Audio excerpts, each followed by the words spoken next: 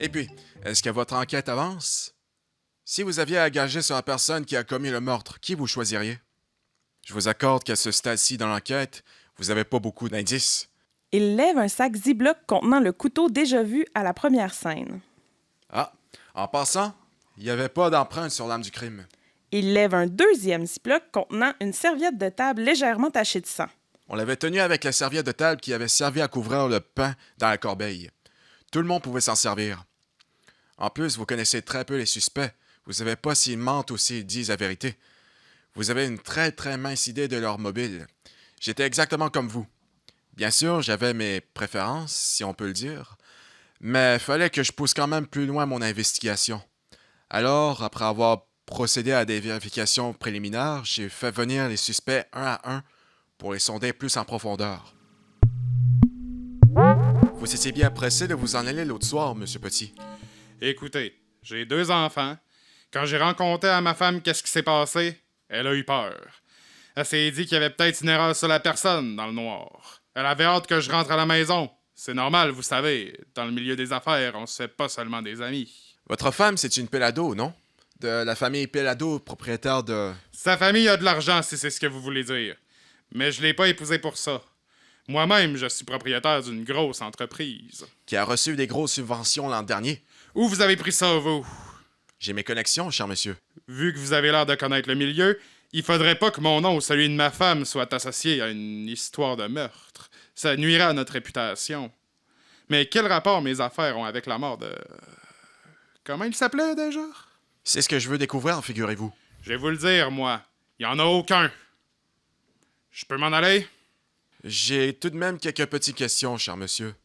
Mieux vous y répondrez, plus vite vous partirez. Ça vous va, ça? Je suppose que j'ai pas le choix. Excellente supposition.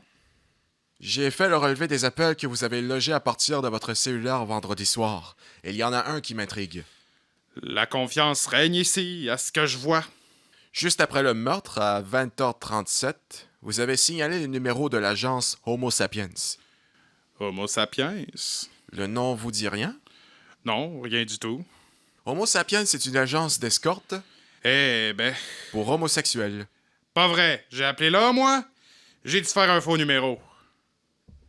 Ah oui, je me souviens à présent. Un appel de 2 minutes à un faux numéro? C'est des insinuations comme ça qui vont me faire du tort, inspecteur. J'étais énervé. Je pensais parler à ma femme.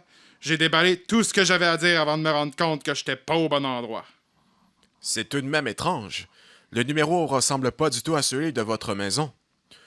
Vous programmez pas vos numéros sur votre cellulaire, vous? Oui, mais ça fait pas longtemps. J'oublie régulièrement. Hey, j'ai jamais été aussi bouleversé de ma vie. Vous comprenez ça? Je suis un homme d'affaires. Mes parents étaient professeurs à la campagne. J'ai jamais rencontré un criminel de ma vie, alors, devant un mort assassiné, j'ai paniqué. En plus, je suis catholique pratiquant. J'aurais jamais appelé à une agence d'escorte que vous appelez ça. Ça n'empêche rien. Pour d'autres, peut-être, mais pas pour moi. Comment avez-vous rencontré Mike? Un dîner d'hommes d'affaires. Il m'a vanté les possibilités d'investissement dans le spectacle. Il disait qu'il y avait de l'argent facile à se faire là-dedans. J'étais curieux. Vendredi soir, vendredi dernier, le soir du meurtre, c'était seulement votre deuxième rencontre alors. Oui, en fait, non. J'étais allé à son bureau avant, mais on n'a pas eu le temps de se parler. Une urgence. À son bureau? Et vous avez jamais rencontré Jean-Pierre Boisvert? Le bureau de Mike, c'est une foire. Il devrait vendre des tickets à l'entrée tellement il y a de monde qui circule. J'ai pas fait attention. Et Mike vous a présenté personne? Non, je suis novice là-dedans. Moi, je connais pas les artistes débutants. Même si j'en avais croisé un, je l'aurais pas reconnu. Mike m'a juste montré les photos sur le mur. Il y en a au moins une 50aine. Ça se peut que j'ai vu... Jean-Éric, c'est ça? En photo... Oui, tiens, je me rappelle à présent. Il y en a une. Lui, sur le mur de droite, quand on est en face de Mike. Heureusement que je suis là pour vous rafraîchir la mémoire, hein? Et vous l'aviez jamais vu avant ce moment-là? Jamais, jamais, jamais! Combien de fois faut-il que je vous le dise? Cessez de me harceler et allez donc voir du côté de la serveuse. Je l'ai entendu qui promettait à Jean-Éric de l'assassiner. C'est pas rien, ça? Vous permettez?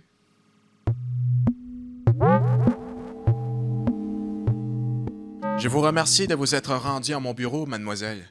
J'espère que vous êtes un peu remise de vos émotions. Vous en êtes à votre 3e mois, si j'ai bien compris? Oui. Et j'ai encore des nausées. Mais ça achève. Pas facile de mettre au monde un enfant sans père, hein? Non. Mais j'imagine que je vais m'en sortir. Ma mère l'a fait bien avant moi. Ah bon? Vous avez pas de peur? Mon géniteur a disparu dans la nature aussitôt qu'il a su que j'allais naître. Alors, vous l'avez jamais connu? Non. Je sais même pas son nom. Votre mère a eu beaucoup de courage de vous garder. Oui. Mais elle voulait absolument pas me faire adopter. Encore moins avorter. Elle a toujours dit qu'il n'y a rien que le traîner qui se font avorter. Même si on n'a pas eu la vie facile, elle ne l'a jamais regretté. Et comment Jean-Éric a réagi à l'annonce de votre grossesse? Je ne comprends pas pourquoi vous me demandez ça, inspecteur. Vous avez des objections à me répondre? Non. C'est seulement que quand je rencontre mes souvenirs, j'ai l'impression de les perdre. Au contraire, les partager, ça va les faire revivre. Retour en arrière, Jean-Éric arrive, il se précipite vers Viviane et la prend dans ses bras. Il est tel que Viviane voudrait qu'il soit. Ma chérie, mon amour, un bébé à nous, un tout petit qui fait papa, maman et gna gna gna, c'est extraordinaire. T'es content? Ah, je suis l'homme le plus heureux du monde, c'est ce que j'espérais depuis qu'on se connaît. T'es certain? Absolument, j'ai le goût d'avoir une famille avec toi, je veux m'établir, devenir sérieux, prendre mes responsabilités, être un bon père, un bon mari. Laisse-moi toucher ton ventre. Ah, il me semble que je le sens déjà. Mais non, il est trop petit encore. Comment on va l'appeler? Cyril c'est un gars, Sibylle c'est une fille. Ben non, voyons. C'est des noms trop, pas assez ordinaires. Ah, notre enfant sera extraordinaire, j'en suis certain. Je vais t'épouser, on va se marier, on ira en voyage de noces, on va préparer un beau petit berceau. Il s'éloigne, enlacé, faisant des projets d'avenir. Retour au présent, Jean-Éric et Viviane disparaissent. C'est Carole qui est avec l'inspecteur à présent. Drôle de gars, Jean-Éric, non? Ben, j'irais pas jusque-là. Au fond, je connaissais pas beaucoup. Mais vous connaissez sa sœur et vous avez sûrement parlé de lui. Pas vraiment. La seule fois dont je me souvienne, c'est quand j'ai eu de la peine parce qu'il m'avait, disons, ignoré. Elle voulait me remonter le moral, alors elle m'a dit que c'était mieux comme ça, finalement. Il paraît qu'il couchait avec tout ce qui bouge. Homme et femme? Oui. Avez-vous des preuves? Non. Mais il y a pas de fumée sans feu, comme on dit. En fin de compte, je suis bien contente qu'il se soit pas intéressé à moi. Si on parlait un peu de vous à présent. Oui. J'ai fouillé dans des dossiers de police et j'ai découvert... La plainte que l'autre écœurant déposée contre moi il y a 5 ans, c'est ça? Oui, un certain Richard... Tardif. Mon chum de l'époque. Qu'est-ce qui s'est passé? Il était très, très violent. Pas juste physiquement. J'ai fini par le dénoncer. Excellent réflexe. Sauf que ça s'est retourné contre moi. Il a dit que c'était moi qui l'avais frappé.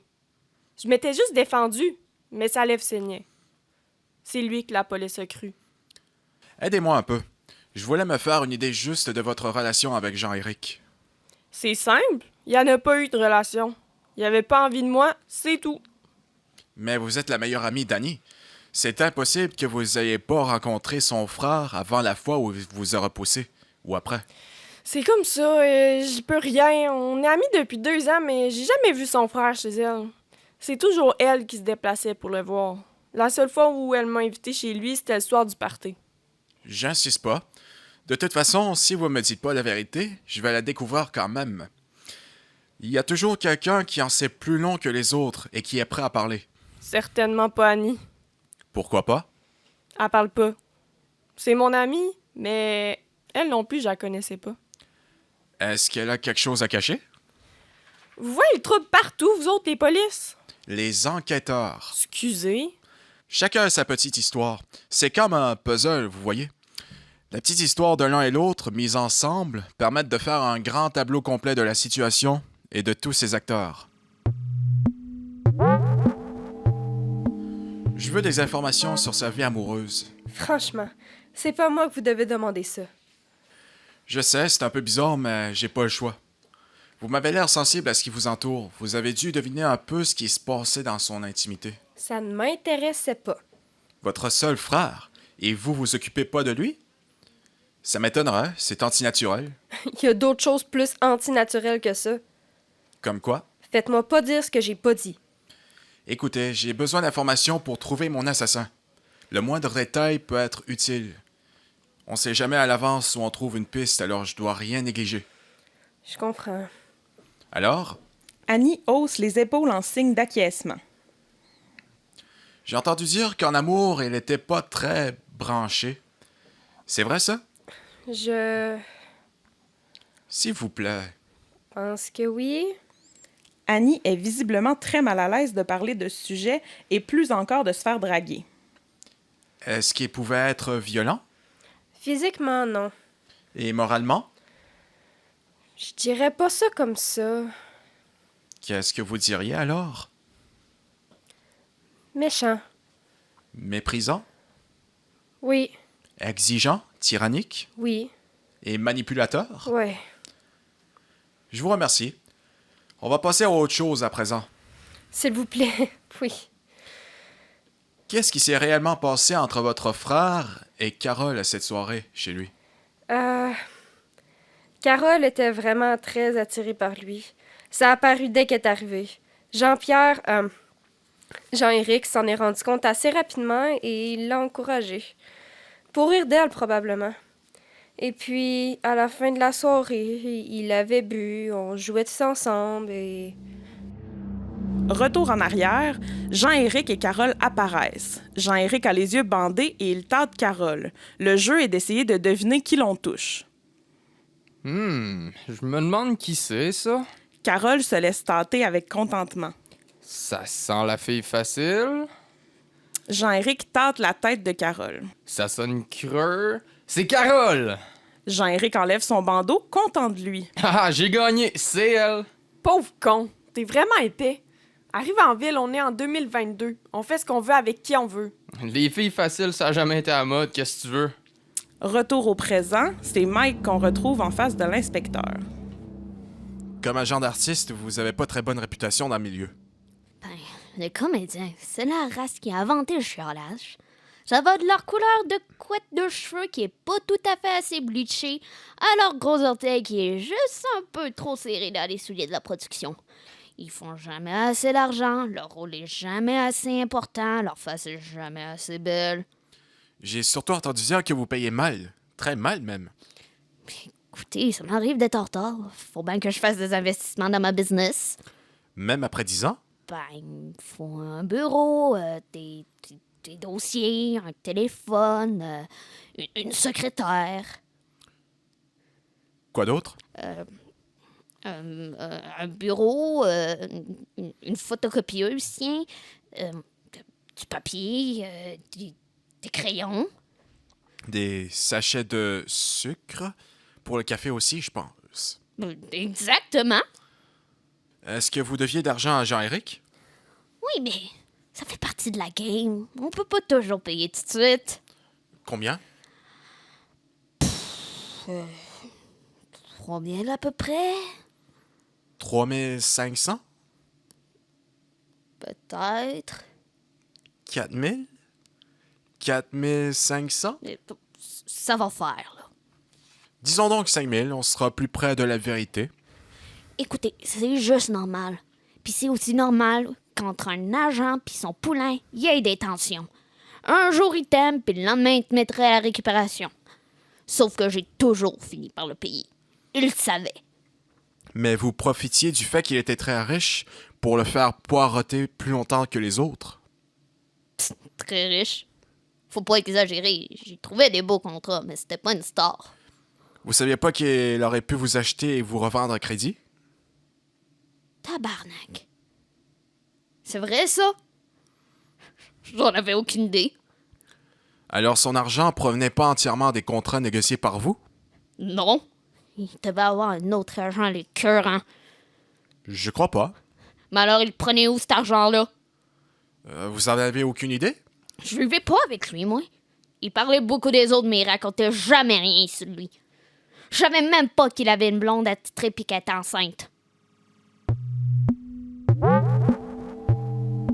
Donc, on est en face d'un type pas très sympathique qui a un compte en banque plein d'argent dont personne connaît la provenance. C'est vrai qu'il est couché avec tout ce qui bouge? Moi, je sais seulement qu'il couchait avec toutes les femmes qui lui plaisaient. Même depuis qu'il était avec Viviane. Avec vous aussi? Jamais. J'avais pas envie de lui pantoute. Mais à partir du moment où je lui ai dit non, il s'est mis à m'haïr de toutes ses forces. Faut dire que ça lui arrivait pas souvent de se faire refuser. Ça a dû frustrer son ego. Pour se venger, il s'est mis à parler contre moi, à tous les metteurs en scène qu'il connaissait, à dire que j'étais mauvaise, pas intelligente, pas baisable, très impliquée dans l'union des artistes, et ainsi de suite. Il paraît que vous lui avez même fait des menaces. Moi? Quand ça? Le soir même du meurtre. Vous avez pas dit que vous l'assassineriez? Je sais pas qui a pu vous raconter ça, mais je m'en souviens pas pantoute. Vous avez pas l'air de me croire. Vous avez un casier judiciaire. Oui. J'ai un casier. Savez-vous pourquoi? Vol à l'étalage. Dans une épicerie, le vol. Dans un supermarché. J'avais faim et j'avais pas une scène noire. Rien, pas un contact en vue. Tout ça à cause de ce cher Jean-Éric. Et vous avez accepté de travailler avec lui quand même? J'avais pas le choix. Vous aviez pas d'argent? Avec la réputation qu'il m'a faite. Y a personne qui veut de moi. Qu'est-ce que vous savez des rapports entre Mike et Jean-Éric? Qu'est-ce que ça me donne, moi, de déballer mon sac comme ça? Pourquoi vous le feriez pas? Ça allait très mal. Retour en arrière, Jean-Éric parle à Sylvie. Le Christ de gros écœurant, il sniffe mes cachets, j'en suis certain. T'as aucune preuve, arrête donc de raconter n'importe quoi à n'importe qui. Ça pourrait lui nuire. Trop tard, tout le monde est déjà au courant. Tu l'as accusé sur une simple impression. T'as juste à l'observer, une minute il déprime, la minute d'après il partirait grimper l'Everest, pas d'oxygène, avec sa bedaine. Si c'est pas un signe qu'il consomme, ça, je sais pas ce que c'est. Il est peut-être maniaco-dépressif. Il est toujours en retard pour payer tout le monde, même sa secrétaire, c'est pas des farces. Il nage sans arrêt dans des problèmes financiers, j'en ai assez, je suis pas là pour financer sa dope. Retour au présent. Mike est dans le bureau de l'inspecteur. Je vais-tu revenir ici bien des fois? Vous me faites perdre de l'argent. C'est Jean-Éric qui a provoqué le départ de la majorité de vos artistes. Et s'y met à parler contre vous un peu partout, je me trompe? Vous exagérez. Combien il vous reste de poulains aujourd'hui? Je sais pas vraiment. 30? 20? 10? 12. Je pense. Les meilleurs. Sur les 5 ans que vous aviez l'année dernière, c'est pas beaucoup. J'ai été malchanceux, presque tous mes contrats arrivaient à échéance en même temps. Mais je suis increvable. J'ai déjà approché d'autres artistes. Je vais signer des nouveaux contrats la semaine prochaine. Vous deviez lui en vouloir beaucoup à Jean-Éric? Il vous a nuit considérablement. Bon, OK, d'accord. Il y avait une maudite grande gueule. Puis à cause de lui, j'ai perdu ben de l'argent. Mais même si je l'haïssais, je l'ai pas tué. Je suis pas capable de faire du mal à une mouche. En état normal, peut-être pas. Hey, qu'est-ce que vous voulez dire par là? Votre argent, j'ai une idée de la façon dont vous le dépensez, mais comme c'est pas le sujet de mon enquête, je vais passer ça sur le silence pour le moment. Tant qu'à mettre le nez dans les vidanges des autres, vous pourriez regarder du côté du grand homme d'affaires très riche et très connu Serge Petit pendant une couple de jours. Il connaissait Jean-Éric, je suis sûr de ça, moi. Je suis pas le seul qui cache des affaires dans des sacs verts. Sur quoi vous vous basez pour dire ça? Retour en arrière, Serge est en compagnie de Mike. Tu vas voir, je vais te présenter les chiffres. Les groupes de rock qui commencent à coûter rien à produire, les petits jeunes te paieraient pour monter sur un stage. Ça fait que ça rapporte gros. Ben gros. Tu prends tout leur droit, tu vends des t-shirts puis des casquettes en cash à la porte, Jean-Éric arrive en coup de vent. Mike, tiens, tu travailles pour changer? Il entre sans attendre la réponse. Gêne-toi pas pour nous autres, Jean-Éric. Serge, après avoir regardé machinalement Jean-Éric, détourne sa tête et devient nerveux. Mon Serge, je vous présente le moins gêné de mes artistes, Jean-Éric de Blois. Enchanté, monsieur. Jean-Éric regarde attentivement Serge. On se connaît, me semble. Absolument pas. Où est-ce qu'on s'est rencontrés? Absolument nulle part. Serge regarde son téléavertisseur et appuie sur un bouton. Oh boy, Mike, faut que je me sauve. Le code 911. C'est ma femme, ça doit être urgent. Mais faut que je te parle de mon projet. J'espère que c'est pas Jean-Éric qui te fait peur. Il s'en allait justement, hein, Jean-Éric? Excuse-moi, c'est vraiment urgent, je te rappelle. Je compte sur toi. Serge déguerpit sans demander son reste. Jean-Éric le regarde partir, songeur. Serge qui déjà? Petit. Il était tellement petit qu'il est disparu aussitôt que je suis arrivé. Coudon, je fais-tu aussi peur que ça? J'aurais-tu décroché le rôle du bossu de Notre-Dame sans m'en rendre compte? Retour au présent, l'inspecteur est en compagnie d'Annie. Mademoiselle, selon les témoignages, votre frère était un être plein de contradictions, assez désagréable, passablement égoïste, très bavard, et à peu près tous les convives autour de la table auraient eu une raison valable de le tuer. À présent qu'il est mort et enterré, quel souvenir vous gardez de lui? Vous avez besoin de savoir ça? Disons que ça me plairait. Moi, ça me plaît pas de le dire. C'est personnel. Je vous demande pas de me raconter votre vie intime. Dites-moi seulement son trait dominant, selon vous. Une qualité ou un défaut? Les deux, tant qu'à y être. Il était... attachant. Et le défaut? C'est le même. Ah, très intéressant. C'est tout? Vous m'avez fait venir juste pour ça. Une petite information encore, qui ne vous concerne pas personnellement. Je peux? Allez-y. Viviane est enceinte, n'est-ce pas? Oui. Et elle vous paraît heureuse de sa grossesse? Oui, enfin, jusqu'à la mort de Jean-Éric. Je voudrais pas être à sa place au moment où on se parle. Je saurais pas quoi faire. Votre frère, lui, est-ce qu'il était content? Est-ce qu'il vous en a parlé? Oui. Et alors? Retour en arrière, Jean-Éric et Annie sur le ton de confidence. Je viens de me faire avoir. Comment ça? Viviane est enceinte. Et t'es pas sûr que le bébé soit de toi ou... Oh oui, ça oui. Alors quoi? Elle m'a pas consulté avant? Tu veux dire qu'elle a arrêté la pilule sans t'en parler? Non, elle la prenait pas, mais elle comptait les jours puis elle me le disait quand c'était dangereux. Et toi, tu faisais rien. Tu t'occupais même pas de savoir son cycle. Pourquoi? Ça revient tous les mois, c'est comme la pleine lune. Inconsciemment, tu souhaitais peut-être que ça arrive. Jamais. Viviane est bien fine, ça me fait quelqu'un de présentable pour sortir, mais je ferais jamais ma vie avec. Elle le sait en plus, je veux pas d'enfant, moi. Si tu voulais être certain de pas en faire, t'avais juste à t'organiser. Pourquoi les femmes sont jamais fiables? Pourquoi les hommes mettent tout sur le dos des femmes? Ça n'empêche que j'ai l'impression de m'être fait piéger. Je suis sûr qu'elle l'a fait exprès. Elle veut me mettre la corde au cou. Retour au présent, Annie est disparue. Vous comprenez mon dilemme? C'est embêtant, non? L'autopsie avait confirmé que Jean-Éric était bel et bien mort d'un coup de couteau en plein cœur. J'avais terminé mon enquête préliminaire, j'avais le choix entre plusieurs suspects, et il fallait que j'identifie un ou une coupable. À ma place, qui vous auriez choisi? Avez-vous découvert votre coupable? Pensez-y. Parlez-en entre vous. Allez sur Instagram pour sélectionner votre coupable parmi les 6 suspects. J'aimerais bien connaître votre opinion.